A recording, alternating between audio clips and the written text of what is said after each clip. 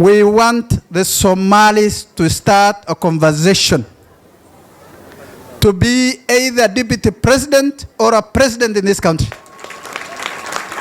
It is the high time for Somali deputy president and deputy president.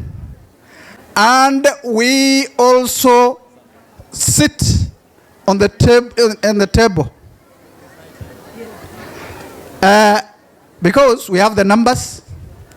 We are Kenyans. We have been marginalized for quite long.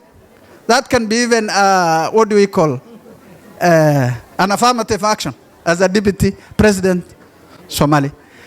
Also, I also know, Mr. Speaker, you have an ambition. You have the quality. You have the experience. You have what it takes to be the president of this country. We, as ODM members, if, and that is if, our party leader exits the stage, we are ready to support Luya president or for Somalis to become a deputy president. Thank you, and we hope you will be that person.